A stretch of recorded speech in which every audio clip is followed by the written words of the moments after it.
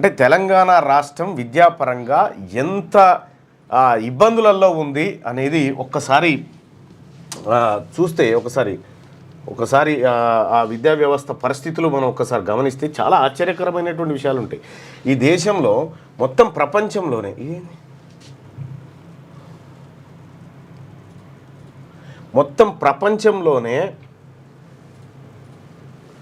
Right ప్రపంచంలో అత్యధిక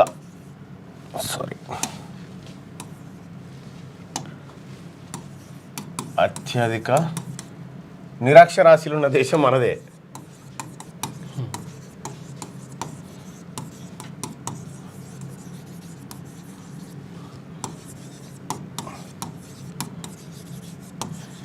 అత్యధిక నిరక్షరాస్యులు ఉన్నటువంటి దేశం భారతదేశమే ప్రపంచంలో ప్రతి 100 మంది నిరక్షరాస్యులు ఉంటే అందులో 34 మంది మన దేశంలో ఉన్నారు.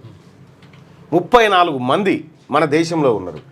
మళ్ళా విచిత్రం ఏంటంటే ఈ చదువు ఈ భూమి ఏది సింధు నాగరికత టైము, ఆ తర్వాత తక్షశిల, నలంద విశ్వవిద్యాలయము, ఇవన్నీ కొన్ని మతాలు ఈ భూమి మీద ముందుకు పుట్టినటువంటి సంస్థలు ఇవన్నీ. అటువంటి గొప్ప దేశంలో ఇంకా చదువు ప్రతి గడపకు చేరలేదు. ఇంకా 26% మందికి చదివే రాదు. మన తాన 74% మనకు 74%. మన తాను ఉన్నటువంటి నిరక్షరాస్యులని మన దేశంలో ఉన్న నిరక్షరాస్యులు అందరిని ఒకతానికి తెస్తే 80 దేశాల మందిని ఒకతాని వేస్తే సమానం. అంతే, నిరక్షరాస్యులు ఎక్కువ ఉంటారు. ఇంకా 80 దేశాల జనంతోటి మన నిరక్షరాస్యులు సమానంగా ఉన్నారు.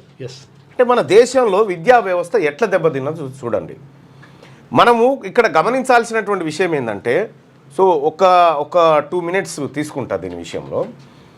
ఇక్కడ సరే అంబేద్కర్ గారు విద్యను ప్రాథమిక హక్కుగా చేర్చినప్పటికీ సో దాని అమలు ఇంప్లిమెంటేషన్ ఎక్కడి దాకా వచ్చింది?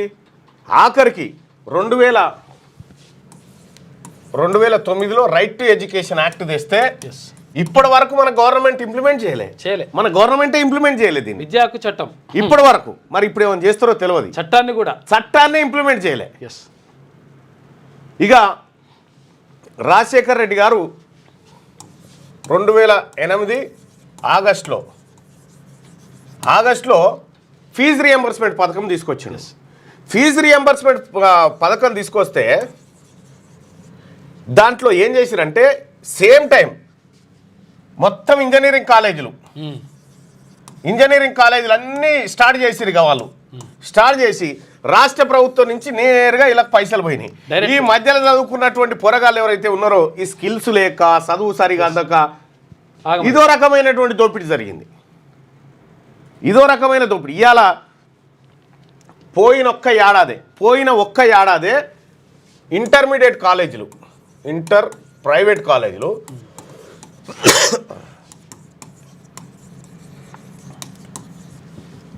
9,826 కోట్లు బిజినెస్ చేసినాయి. 9,826 కోట్ల రూపాయల విలువైన బిజినెస్ చేసినాయి. వేల కోట్లు. సేమ్ టైం తెలంగాణ రాష్ట్ర ప్రభుత్వం ఇంటర్ విద్య కోసం 1,132 కోట్లు ఖర్చు పెట్టింది. అది జీతాలకు దీనికి. ఇక్కడ ప్రైవేట్ విద్యా సంస్థలు గింత బిజినెస్ చేసింది. దాంట్లో ఏంది ఎట్లా అంటే ఇప్పుడు ఎంపీసీ ప్లస్ ఐఐటి ఇటువంటి కొత్త కోర్సులు పుట్టించి విపరీతంగా దోపిడీకి దిగబడ్డాయి. ఇవాళ మండల్లో మా చాలామంది సహచర సభ్యులు ఉన్నారు. అందులో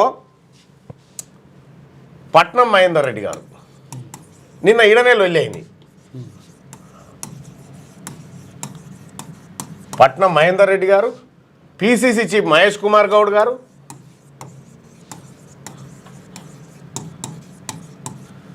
ఆ తర్వాత రవీందర్ గారు, తక్కెలపల్లి రవీందర్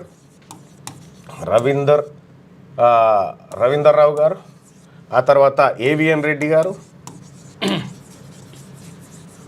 ఆ తర్వాత పివి నరసింహారావు గారి కూతురు వాణిదేవి గారు, 1 2 3 4 5 ఇంకొక ఆయన ఉంటాడు, ఇంకొక ఆయన మొత్తం ఆరుగురు సభ్యులకు ప్రైవేట్ కాలేజీలు ఉన్నాయి వీళ్ళకు. ఓకే, అవును. వీళ్ళకే ప్రైవేట్ కాలేజీలు, ఈమెకు ప్రైవేట్ యూనివర్సిటీ ఉంది, తర్వాత ఈయనకు ప్రైవేట్ విద్యా సంస్థలు ఉన్నాయి. ఇలా అందరికి మెడికల్ కాలేజ్ ఉన్నది, మెడికల్ కాలేజ్ ఆయనకు, ఈయనకేమో డిగ్రీ కాలేజ్ ఉన్నది, ఈయనకేమో ఇంటర్ కాలేజీలు ఉన్నాయి, ఇవన్నీ ప్రైవేట్ కాలేజీలు, విద్యా సంస్థలు ఉన్నాయి. సో ఇక్కడ చర్చ జరుగుతున్నట్టు వీళ్ళు ఎవరు కూడా ప్రైవేట్ కాలేజీల్లో ఫీజుల నియంత్రణ కార్యక్రమం చేపట్టాలని ఎవ్వరు చెప్తలేరు. నిన్న లాస్ట్లో నేను చెప్పింది అదే సార్, వీళ్ళ దగ్గరే ఉన్నాయి అన్ని ప్రైవేట్ కాలేజీలు, ఈ ఫీజుల నియంత్రణ జరగాలని చెప్తాను. ఇందులో అన్ని పార్టీ వాళ్ళు ఉన్నారు. నేను గివి చెప్పగానే కయ్య అన్నారు. ఇక అసలు విషయం అది చెప్పే వరకల్లా సరే చైర్మన్ సాబ్ అది ఆ రికార్డులకేం తొలగిస్తున్నామని చెప్పి పేర్లు తీసుకోవద్దనంటే వాళ్ళ పేర్ల మీదనే సాగుతూ ఉన్నాయి. పేదోనికి ఫీజు తగ్గించే కాడ పేర్లు అయితే ఉంది, ఊర్లు అయితే ఉంది.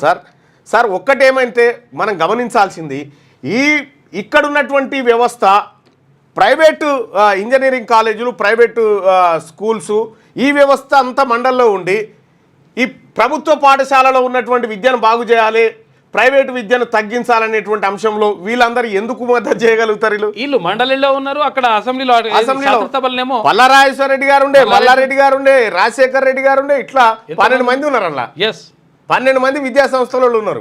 కాసిరెడ్డి నారాయణ రెడ్డి గారు, అంటే వీళ్ళందరూ కూడా ప్రైవేటు విద్యా సంస్థలకు సంబంధించినటువంటి వ్యక్తులంతా ఈ 2 సభల్లో ఉన్న తర్వాత ప్రభుత్వ విద్యను బాగు చేయాలనేటువంటి ఇంటెన్షన్ వీళ్ళకి ఎందుకు ఉంటుంది అనేది నిన్న చర్చ, నిన్న జరిగినటువంటి చర్చ. అయితే సరే అక్కడ రకరకాల వాదోపవాదాలు చర్చలు జరిగినాయి, అది కామన్.